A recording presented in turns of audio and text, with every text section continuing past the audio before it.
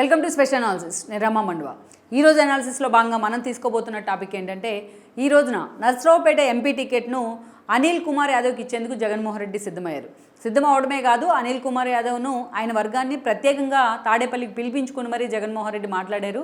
ఒక బీసీ అభ్యర్థికి నర్సరావుపేట టికెట్ ఇవ్వాలనేది జగన్మోహన్ రెడ్డి ఎప్పటి నుంచో ఆలోచన చేస్తూ వస్తున్నారు.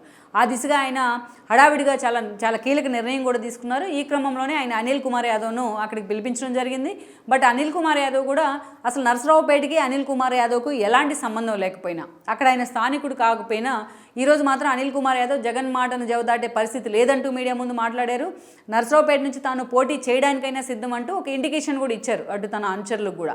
బట్ అతనికి స్థానికుడు కాకపోయినా అదే స్థాయిలో వైఎస్ఆర్సీపీ క్యాడర్ అనిల్ని గెలిపిస్తుందని కూడా జగన్మోహన్ రెడ్డి ధీమాతో ఉన్నారు.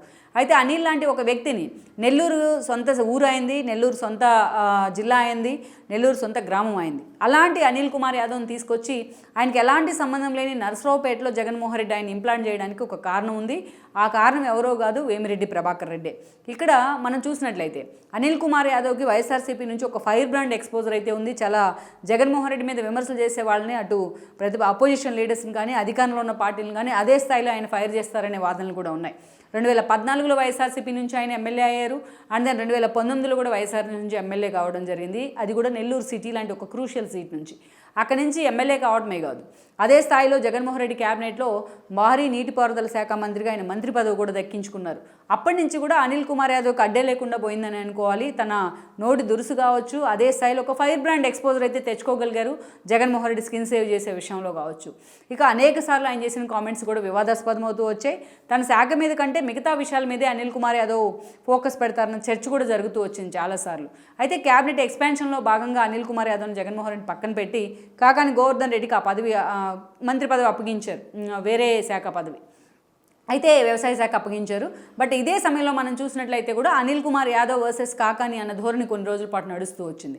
అయితే జిల్లాలో కేవలం అనిల్ కుమార్ యాదవ్కు కాకాని ఒక్కడితోనే కాదు, కోటంరెడ్డి ఎప్పుడైతే పార్టీ నుంచి బయటికి గెంటేయబడ్డారో అప్పటి నుంచి కోటంరెడ్డి మీద విమర్శలు చేశారు. కాకానితో ఎలాగూ ఇష్యూస్ ఉన్నాయి. మరోవైపు ఆనం రామనారాయణ రెడ్డితో తాను మంత్రిగా ఉన్నప్పటి నుంచి వాళ్ళతో అదే స్థాయిలో ఇష్యూస్ ఉన్నాయి. ఇక మేకపాటి ఫ్యామిలీతో కూడా అంత మంచి సంబంధాలు అనిల్కి లేవనే చెప్పాలి.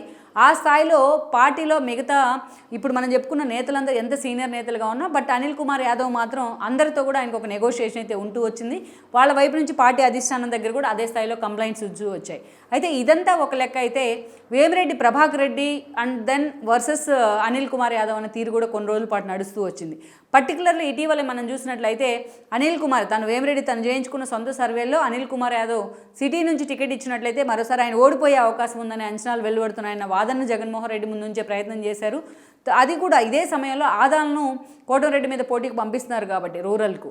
ఇదే సమయంలో జగన్మోహన్ రెడ్డి అనిల్ కుమార్ యాదవ్ మీద పూర్తి స్థాయిలో ఫోకస్ పెట్టారు. ఆ సీట్తో పాటు ఆదాలను కూడా ఎలాగైనా గెలిపించుకునే బాధ్యత తీసుకోవాలంటూ కూడా వేమిరెడ్డి ప్రభాకర్ రెడ్డికి బాధ్యతలు ఇవ్వడం జరిగింది. అయితే ఇక నెల్లూరు ఎంపీగా కూడా వేమిరెడ్డిని పోటీ చేయాలని ఒక డిమాండ్ కూడా ఆయన ముందు పెట్టినట్టు చర్చ జరిగింది. బట్ తాను మాత్రం అనిల్ విషయంలో మాత్రం చాలా నెగోషియేట్ చేశారనే లీకులు బయటకు వచ్చాయి. తన భార్య అయిన ప్రశాంత్ దిగ్గని టికెట్ ఇచ్చినట్లయితే, నెల్లూరు సిటీ టికెట్ ఇచ్చినట్లయితే తాను కూడా ఎంపీగా పోటీ చేసేందుకు సిద్ధంగా ఉన్నానని చెప్పినట్లు తెలిసింది.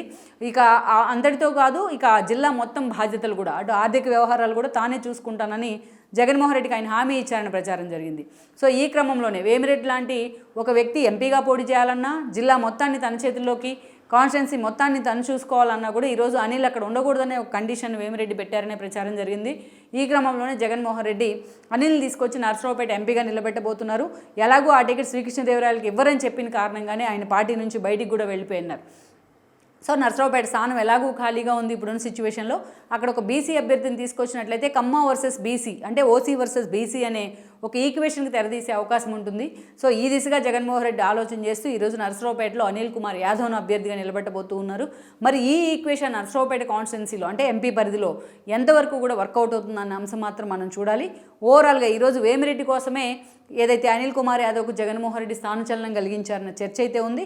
మరి ఈ ఈక్వేషన్లో అనిల్ కుమార్ యాదవ్ ఎంతవరకు ఫిట్ అవుతారనేది మనం చూడాలి. ఈ వీడియో మీకు నచ్చినట్లయితే please share, like and subscribe R24 Telugu.